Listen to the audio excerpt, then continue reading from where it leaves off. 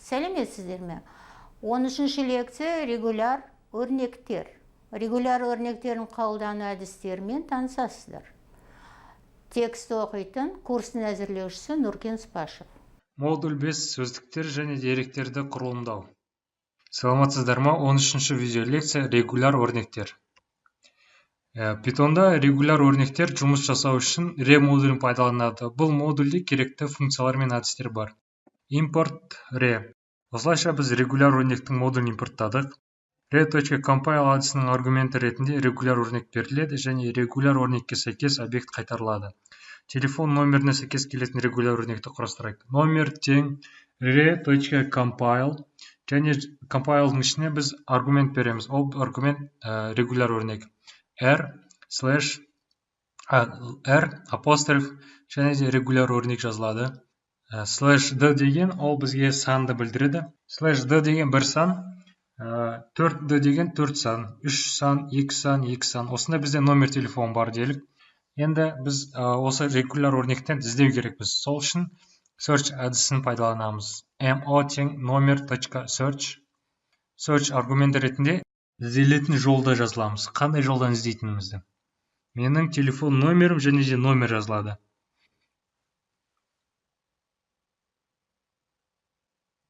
Номер.search деген номерға біз регуляр өрнекті меншіктедік. Номерде ол регуляр өрнек болады. Search әдісі арқылы біз осы регуляр өрнекті жолдан іздейміз. Print номер қосылған mo group. Группты пайдаланамыз, себебі search әдісі арқылы қайтарылған мән ол масс объектісі болады. Ол бізге оқуға ыңғайсыз көрінбейді. Сондықтан біз групп әдісін пайдаланып, бізге ыңғайлы түріне келтіреміз. Яғни сандарын қайтарамыз. Жақшалар арқылы топтастыру. Егер бізде регуляр өрнекті бірнеше топтарға бөліп, әрқайсысын жеке-жеке қолданғымыз келетін болса, топтастыруды пайдаланамыз. Мысалы, бізде осындай номер деген айнымалы бар, және онда бізде recompile әдісін пайдаланып, регуляр өрнектерді құрастырдық. Ал енді біз жақшаны пайдалану арқылы осы регуляр өрнектерді топтастырамыз. Алдында 4 сан бірге болып бір топ, 3 сан бір топ, және де 4 сан үшінші топ болады. Ал енді осы сандарға, топтарға қол жеткізу үшін біз группқа мән беру арқылы жазамыз, анықтаймыз. Алдымен search әдісінің элементтерін өзгертейік. Менің номер телефон кез келген, және екінші бір кез келген номер жазыламыз.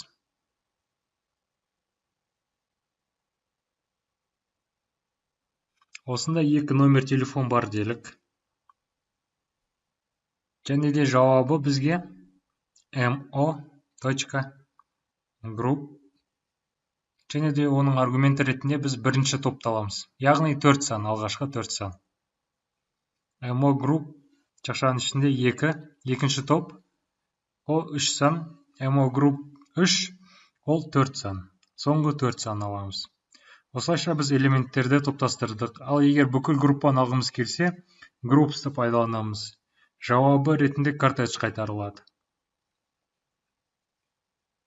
Егер өздеріңіз байқасаңыздар, search әдісі тек қана бірінші регуляр өрнекке сәйкес келетін элементтерді ғана алды. Яғни бірінші сандарды, бірінші номерді.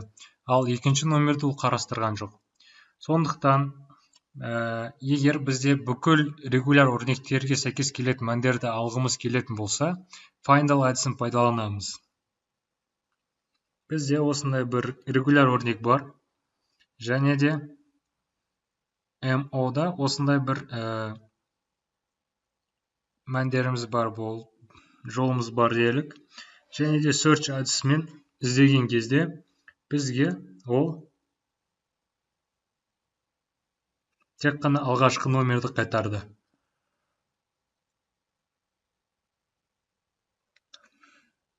Ол бірінші номерді көрген қар тоқтап қалады. Ал енді біз find-all әдісін пайдаланайық. Find-all әдісін search-тің орнына жазамыз. Номер нүкте find-all әдісі.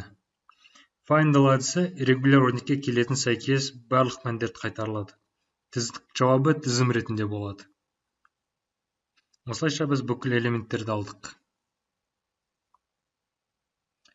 Регуляр өрнекте кездесетін символдар.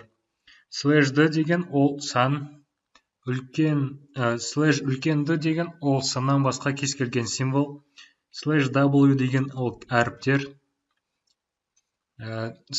слэш үлкен д деген ол сан емес, әріп емес, кез келген басқа символдар.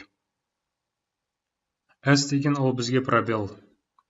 Мысалы бізде mass тең red.compile. Регуляр өрнекті жазайық. /d қосу, /c қосу, /w қосу. Бұлай жазу қанымыз. D деген бізде сан, бір D деген бір санды білдіреді. Ал егер қосу болатын болса, ол бірнеше сан болуы мүмкін. 1, 2 ма, 3 па, 10 ба, 100 ба, барлығын ала береді. Ал /sw, s плюс деген ол бізге пробелді білдіреді, және де қосу ол бірнеше пробелдер болуы мүмкін. W деген бір әріп болса, қосу деген ол бірнеше әріптерді кездесе ала береді. Мысалы бізде барабан, 12 барабан дегенде біз D дегенде бір ғана санды алатын едік қой. Ал плюс арқылы 12-ді алатын болады, пробел, және де барабан дегенде бірнеше әріп, соның барлығын алдық. Осылайша біз жауаптардың бүкілін алдық. Бұл жерде 2 пробел бар. Өздеріңіз көріп тұрғандай. W-да бірнеше әріптер болатын еді. Осылайша бірнеше әріптерді алдық. Келесі бір мысал. Mass тең red.compile. Регуляр өрнек cross-track r/ жақшаның ішінде біз a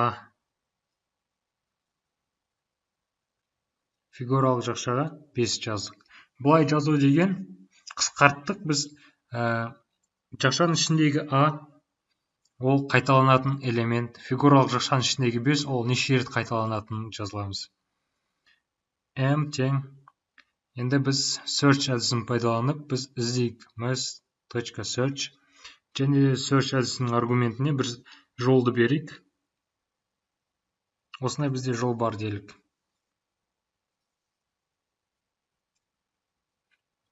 Бес рет A кездессе сол жауапты қайтарады. mo.group. Осылайша біз жақша және фигуралық жақша арқылы біз жолды қысқарттық, кодты қысқарттық десек болады. 5 рет қайталанады. Бүгіндікке сабағымыз аяқталды. Назарларыңызға рахмет. Сау болыңыздар.